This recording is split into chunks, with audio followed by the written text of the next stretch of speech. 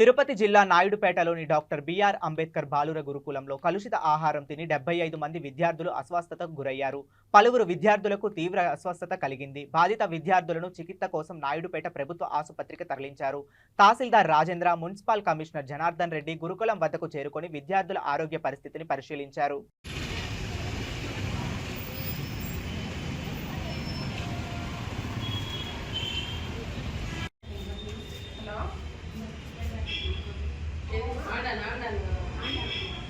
Wanted